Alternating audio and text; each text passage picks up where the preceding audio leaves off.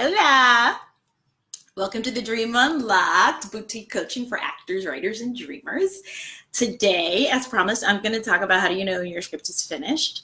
I got a great question about I need a checklist for how to know that my script is done. Okay?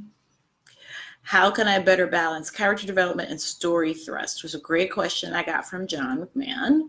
And then I also got an amazing question from Session, I hope I'm pronouncing it right, Session, who asked me about, is there a checklist to say that a work is close to completion? I'm going to give you that checklist right now. It's called an outline. Okay? And I talked about the outline last week. So I'm going to talk about it some more today. And if you look in the comments, I have given you the outline, all right, that I like to use. And it's a combination of lots of people's sort of input and some stuff from Save the Cat and a lot of writers, okay? But this is what I found really helped me, is once the first, second or third draft is done, these are the questions. I create the outline after I've written the draft, because I write from a very oral tradition place. So I tell stories into a recorder and then transcribe them. So I actually have lots and lots and lots and lots and lots of copy already, lots of raw material. Part of what helps me structure that is my dreaming out loud technique. And I will put the link here for you to sign up for that, because it's nothing short of amazing. And I outlined how I began writing and finished writing in my TED Talk. And that is what this mini course is about. Let's see if it'll let me. Well, I guess I have to wait until we're done talking in order to put it in. Okay. So I will put that mini course in. It's 3 short videos. It's my TED Talk cut up into, edited into short videos with the workbooks attached. Okay. And I use this dreaming out loud technique to figure out what I wanted to write about, why I wasn't writing, what I'm an expert at, and what the story is I needed to be telling. Because the story I needed to be telling is wrapped up in my purpose and understanding what my major life lessons are here in this lifetime. Once you're clear about that, it makes writing simpler, right? Because the source of writing is you, it's your soul, it's your series of experiences that you've lived here and lived well. You're just infusing them into other characters' lives to tell a story, right? Okay, so what the outline does is take the story that's already within you and put it into a structure. And I believe you should regurgitate all the story that there is and not worry about, is it right? Does it work? Just get it all down on the page. Then organize it into a structure, just outline. And if you are a oral storyteller or a natural person that kind of tells a story, this is going to sing to you, right? If you rely on structure and outside stuff first, this might be a bit of a challenge, but a good challenge, because it will teach you so much about what you already know that you're not accessing, okay? So the first part of the outline is opening image. Your opening and closing image. What are those images? And why are they important? Your opening image is the moral of your story, essentially. It is, what is the protagonist's journey? What do they need to learn? What are they struggling with? It's always metaphorical if it's truly beautiful. I always think of the color purple because structurally he just did brilliant things with visual storytelling. Okay, he totally deviated. Stephen totally deviated from the script, which is fine, which is the original book, because you can only tell one story really well, right, in film. Otherwise, it'll be 17 hours. The opening image, big golden field. The world is broad and wide and beautiful. Okay, broad and wide and beautiful, right? And there's 2 little tiny little girls singing a song, a child's, little rhyme about they'll always be together. And you come up upon them in this big wide open field. And then the next opening scene is about how from the time that they're really little, someone rips them apart and they spend their entire lives trying to get back to that field. And then how does The Color Purple end? These two women are now old women back in that field again. That is the story of The Color Purple. He does it in these glorious images so that you actually feel what the protagonist's struggle is, as opposed to thinking of it literally, right? So once you get your audience start feeling, they automatically enter into the story with you. Because you're talking to the heart, you're not talking to just the mind. You are weaving a parable, okay? A beautiful poetic parable, which is what writing is all about, okay? So you have that opening image. That's what the story is about. And you have the closing. So if you're having trouble with the opening and the closing images, it's because what this story is about, the struggle that the protagonist is here to resolve, is not clear to you, the writer. And it needs to be. Otherwise, the story will lose momentum. It will lose action. It will lose the ability to open up to people and allow them to enter into the story and empathize with your protagonist. Okay? So the first thing is to do some discovery about why you're writing this story and who's it for. And I'm going to break down this outline in small chunks over the next few weeks. I will be back here, same time, same place, same back channel, every week. And I will discuss a different portion of this outline.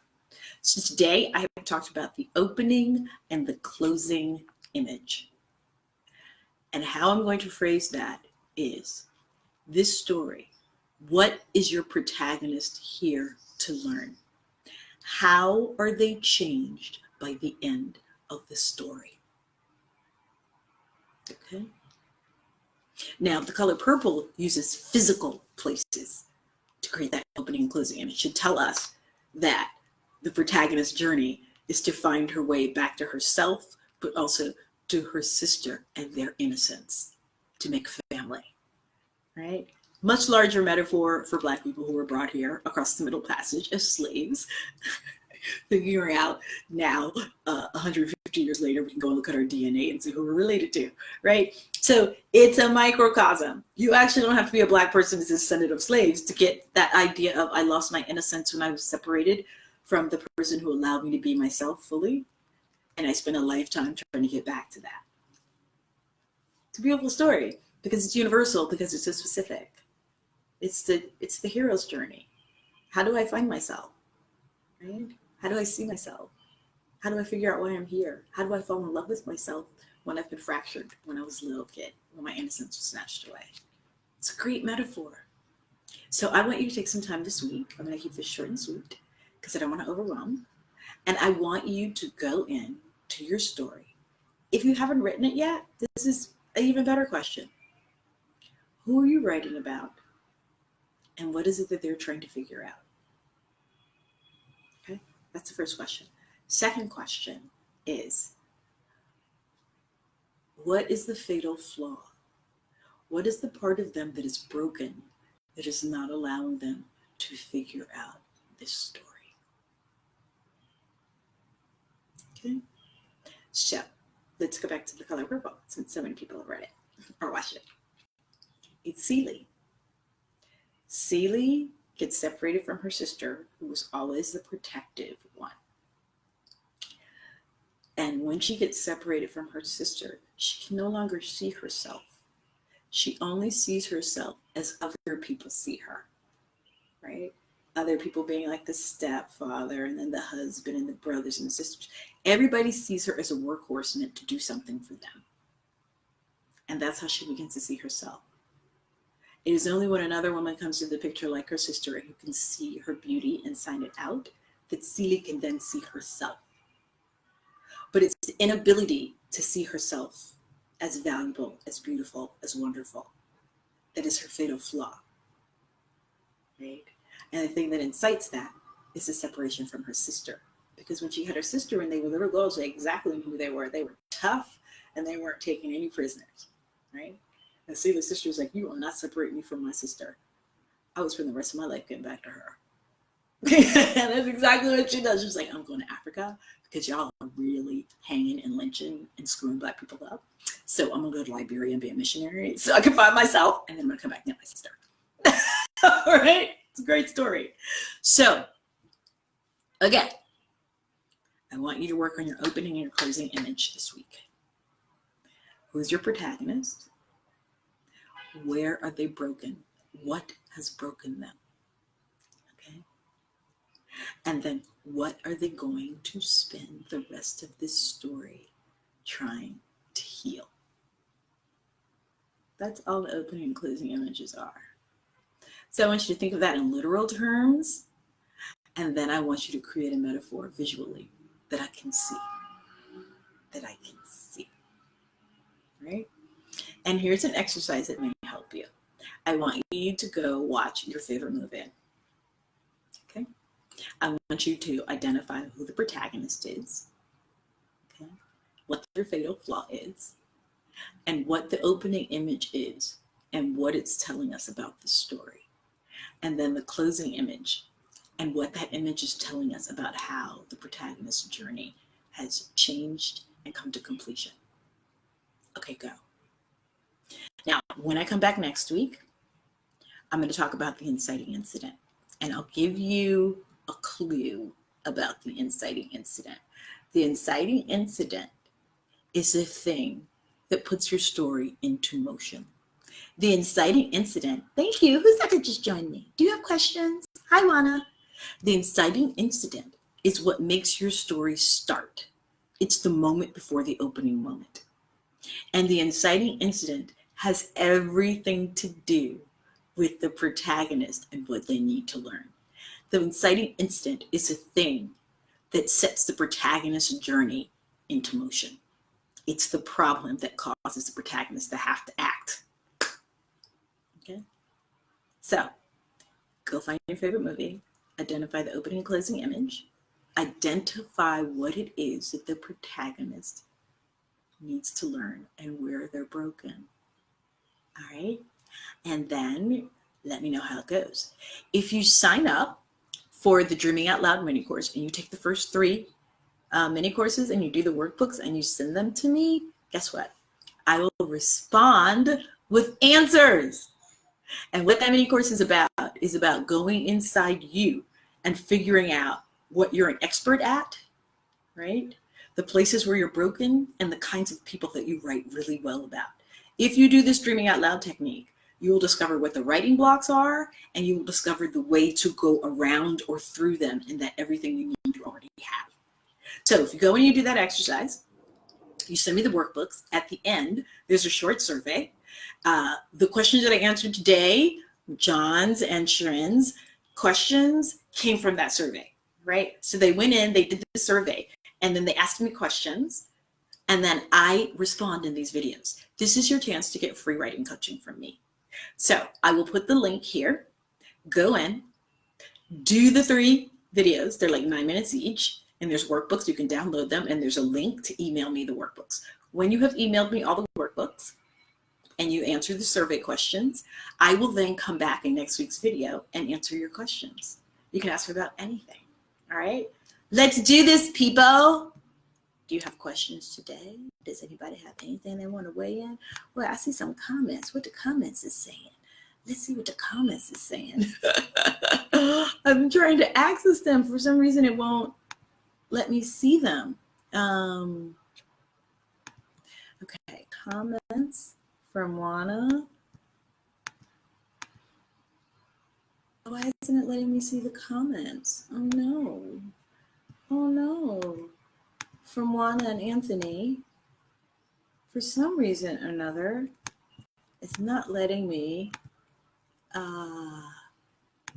see the comments.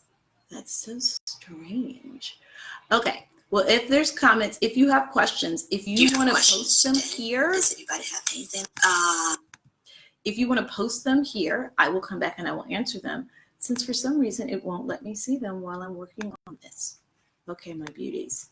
New comment. Oh, did it let me see it? No. Oh, hi, Gina.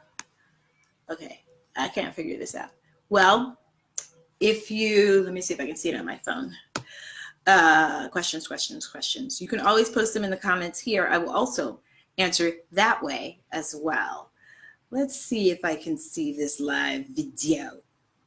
Oh no, it won't let me see it on my phone. That's so frustrating. Okay, wait, 3 comments. Some of the comments here I will also answer that way. This is awesome. Open and closing images. Hi, Anthony. Hi, Juana.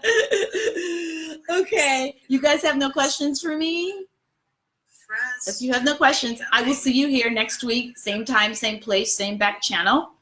This whole series of videos will go through the new year in January. I will be selling a class and I will be giving some free coaching, but you have to keep joining these classes to get it. And you have to ask me some questions, all right? So the folks who take these classes will be up for some serious discounts on my private coaching and on my Finish Your Damn Script classes. So if you have questions about any of that stuff, you can also post that in the comments, or you can just sign up. And once you sign up, you'll get tons of emails from me where you can opt in and be like, oh, I'm interested in that. No, I'm interested in that. No, I have a question about that. And any email you get from me, all you have to do is respond with questions. I respond to those questions personally. If I don't know the answers, someone on my team will, and I will forward it to them and they will answer.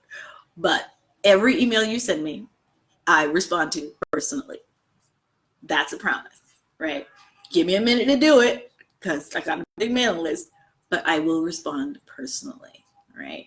I'm a coach who's about you finishing the damn script. I'm a coach about you learning something from me and then going on and making something amazing. I'm not about keeping you here to take your money for forever, which is why I give away my gifts, right? So you can make something in the world. Let the world know that you were here, who you were, and what you did. All right. Bye, guys. See you next week. Love you. Mean it. Bye.